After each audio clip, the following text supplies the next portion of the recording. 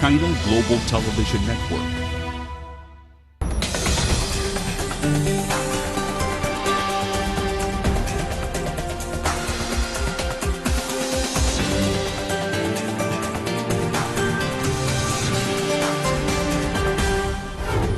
On today's World Insight. 2019年，我们用汗水浇灌收获。 Chinese President Xi Jinping's New Year's address. How will China ring in the new year? 新年快乐！ And China's foreign investment law enters into force. Can the highly anticipated law invigorate the economy?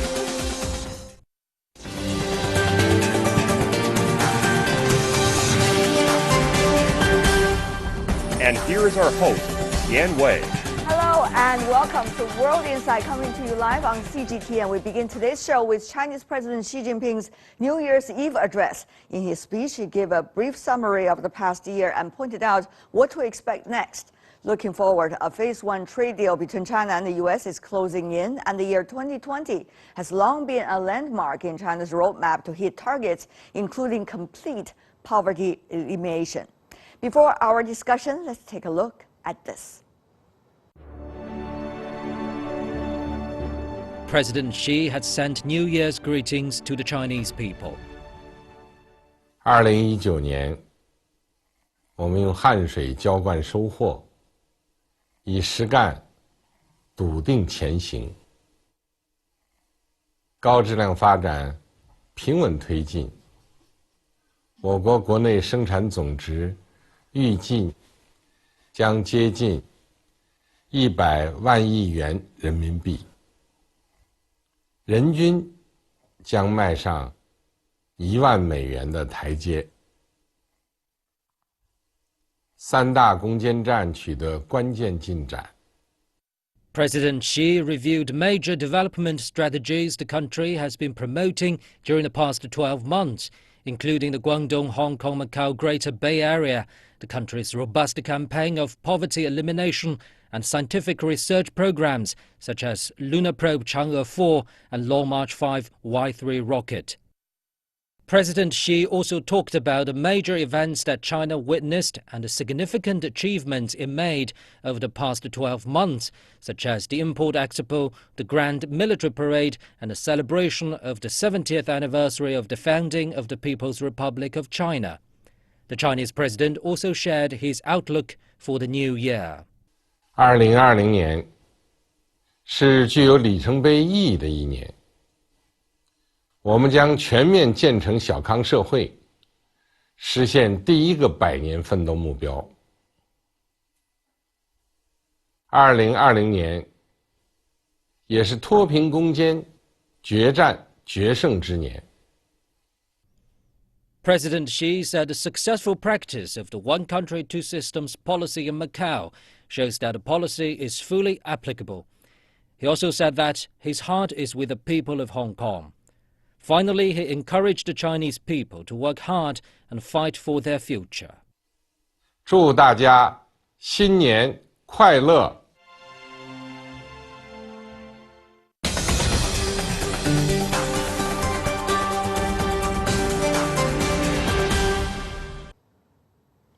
For more on Chinese President Xi Jinping's New Year address, we are joined in our Beijing studio, Fu Jun, professor from the National School of Development at Peking University. Meanwhile, in our Beijing studio, Liu Baocheng from the University of International Business and Economics. Joining us in Washington, D.C., we have Paulo von Schirach, president of the Global Policy Institute, the Public Policy Research Institute, that is. Welcome to all of you. Happy New Year to every one of you, gentlemen. Happy New Year. I want to start by asking the important question, that is, when China is looking at its achievements over the past 1 year, Mr. Schirach, what do you make of where China is and how China has been working with the others over the past year, given the challenges of the new year, Mr. Schirach?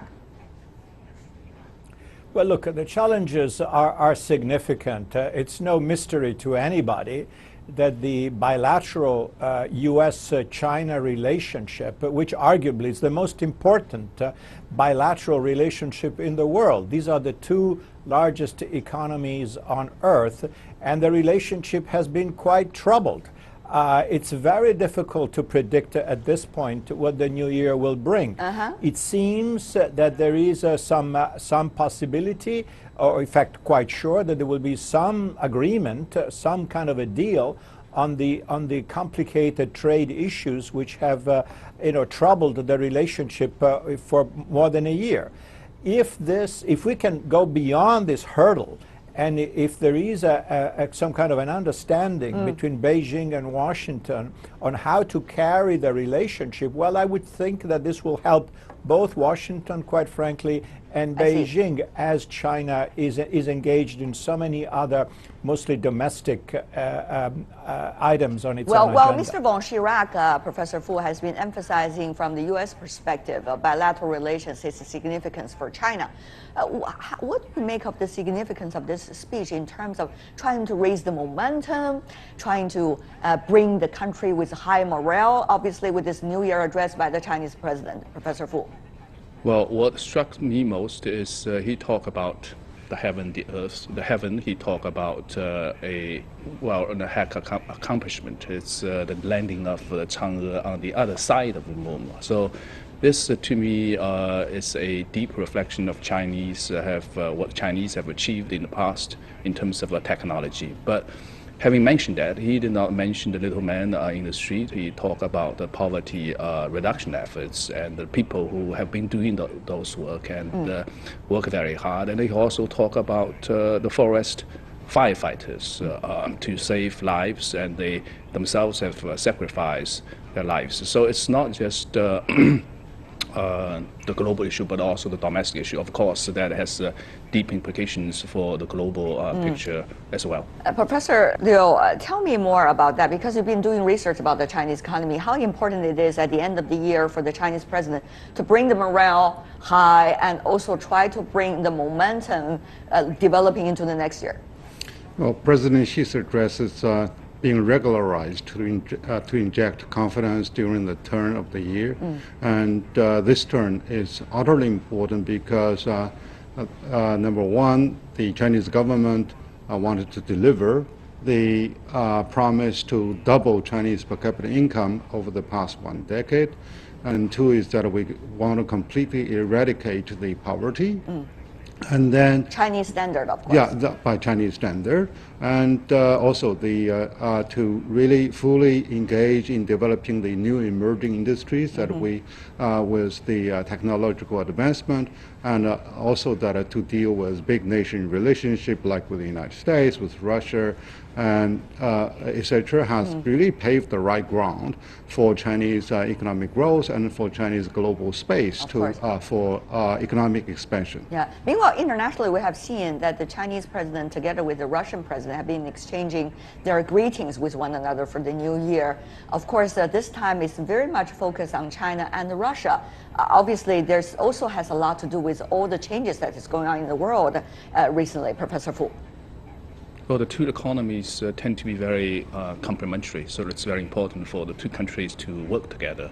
Well, for the Chinese economy to continue to move forward, we need to have a lot of energy. Energy consumption will be very high, and much of that will have to be imported from the overseas. And Russia, in a way, is in the position to supply that part. Yeah. So it's very important for the two countries. If you look at the year 2020, Mr. von Schirach, for any country probably there's a huge uncertainty there. There is an uncertainty, that's probably the key word for our world these days, unfortunately.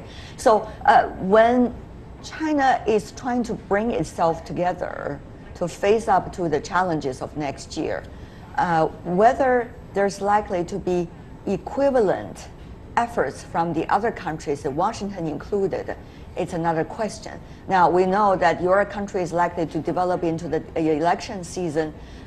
Do you think it's more going to be about the elections, or is it more about geopolitics? Or is it more about sharpening some of the strength in certain areas, technology included?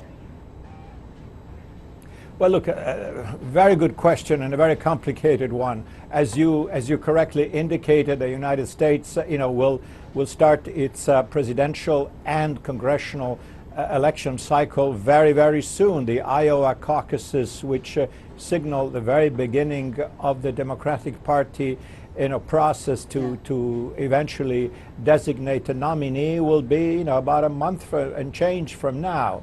So the domestic issues will be very, very prevalent in the American political debate. And of course, we all know there's even this pending issue of the attempt to impeach President Trump, which is not, a regular course of business. This is highly unusual. It has happened only 3 times in the history of the United States. So that's another complication which creates a lot of static here in Washington and across the nation. The United States, to try to manage everything correctly, in other words, to go through the election process, to complete in one fashion or another the impeachment, which will have to go to the Senate very soon, and at the same time manage global relations is a huge challenge. I don't expect the United States to be able to deploy, the full strength of its capabilities and hopefully wisdom in its global footprint. Yeah. But again, the bilateral relationship with China will be on top of the agenda. I see. Professor Liu, when the U.S. is coming into an election season, according to tradition, it probably means the rest of the world have to wait until they fight out who is likely to be what and which party is going to play what role. And eventually the policies could fall into places. Now, things have been changing though. And there seems to be quicker decisions countries and economies have to make now because we're at a crossroad. WTO is a great example of that.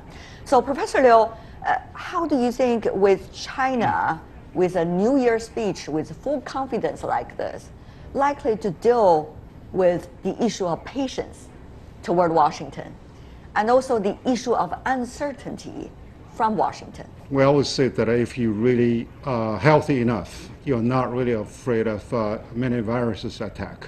So I mean, is that the analogy you would like to use? Right. To address uncertainty, 2 keywords. One is really stability. The other is agility. So if we keep our economic growth stable, if we keep our institutional and political structure stable enough, and people have confidence and people have the right impetus to move forward with the right direction, so we're not really afraid of uncertainty. And the other is agility. Okay. To be adapt to really new changes, to be able Flexible. to adjust yourself into new situations, new challenges. I think that's also utterly important because you mentioned, the looming word of uncertainty. Yeah, I mean, spirit when it's high, it certainly helps, but the policies have to be right. And it has to be also the right timetable. All of this, when put together, probably would mean a success in implementation rather. Professor Fu, you are a researcher in governance. You look at both global governance and political governance in China. So what's your reading of all of these factors at this moment? Well, in terms of global governance, you really see a very massive shift of economic centers globally from the Atlantic to the Pacific. And I haven't seen a sort of corresponding shift to smooth that process. And that is part of the source of tensions between China and the United States. Now, as a reflection of the slow move of those reforms, China also need to look at its own economy. We have been doing well in terms of market-oriented reforms and opening up to the rest of the world, such that we have achieved now by the end of last year $10,000 from a little of $150. This is a heck of accomplishment for us to continue. So we need to keep the momentum of doing that, which I mean specifically is we need to look at our state-owned enterprises very seriously, to reform those very seriously. If you compare the state sector with the non-state sector, the non-state sector has been contributing 60%. But receiving 20% of bank loans. So there is room, as you can imagine, to continue to improve that so that our economy become more efficient, more resilient. But you know, there are other button issues. For example, about Taiwan, early election, local election in January. There's also the Hong Kong issue, which is likely to have a spillover effect into the year 2020 as well. You also have issues like Xinjiang, Tibet, which others have been using as tools to manipulate as China thinks the situation here in China domestically. So, Professor Liu, how will, you know, on the one hand, development, the issue, economic development and globalization development. On the other hand, some of the important issues that China has to deal with all the time in order to make sure it's on the right path. How to juggle it with all of these efforts at the same time, Professor? Well, during the most recent central government meeting, a key word also is really reminding that the governance and the capability of governance. So China, given its vast territory, given its big number of population, so how we can really streamline the institutional reforms through the right type of governance and how to elevate the capacity of many of those local government officials, I think that's the key. And that has to do with all the issues that you have really touched upon. So right now, you know, how we can really communicate with this world is also a challenge because China has been doing the right work, but communication becomes a key in a globalized world. So we have to really acquire this type of skills, like what you have been doing, is really to communicate the right message and also to be decoded in the intended way by the global community. One of the things is to let people to know about the realities in China. You know, whether it is really glory or it is more down to earth, it doesn't matter. But people really need to know what is really going on here in China rather than heard it through non-fact descriptions. That's right. Mr. von Schirach, that's the question I really want to go to you for. Because next year, when we talk about uncertainty, a lot have to do with the lack of communication, lack of real understanding, which is contributing to the uncertainty on top of everything. So, Mr. von Schirach, do you think there is likely the patience, for example, from Washington and others, be able to reach out and listen to what China is really about? Do you think, what kind of expectation do you also have for China and Beijing to do the same? Well, look, this is extremely important. You know, again, I keep repeating myself. The level, the dimensions of the bilateral relationship on trade and business and investments and what have you between the United States and China is unparalleled elsewhere in the world. So it is extremely important that the two sides communicate and communicate effectively. There is a lot of static right now. And I will, you know, and I'm sure you know very well that here in Washington there are all sorts of theories and I don't know, dark conspiracies, if you wish, even to think about what China is up to. The Chinese are doing this, the Chinese are doing that. There has to be a way to clear the air. Maybe this first step, this trade deal that will hopefully at least stabilize the relationship, even though it will not address all the outstanding issues, can be a solid, good point to start fresh, if you wish, in 2020. I see. However, much more needs to be done because there is a lot of confusion and a lot of misunderstanding. I mean, the perception here is, oh, China doesn't play by the rules. Oh, China wants to do its own technology standards that are different from those that everybody else will use. China is up to this, China is up to do that. And much of that is just, you know, talk. and not based on fact, as you indicated. But it's really important that for the Chinese government, of course, and society to be able to effectively communicate what's going on and the actual real opportunities and reforms that have taken place in China, so to welcome foreign direct investment, to treat foreign investors, on an equal footing as compared to Chinese players, etc., etc. All these things, which one would think are sort of already understood, need to be somehow re-explained. Yes, we will, of course, deal with those issues as the year goes on. In fact, later in our program, we're going to talk about the foreign investment law, which put into effect on the first day of this year. Before we go, I want to have the three of you, maybe you have one phrase or two to describe what should be like for 2020. Professor Liu? Well, to further strive for a bigger prospect, but still domestic stability and external agility. I see. Mr. von Schirach? Engagement. I'm repeating myself, but I say engagement is really important, but it has to be at multiple levels. I see. Governments and society. Professor Fu? Work hard towards peace so that you also have a prosperity. Okay.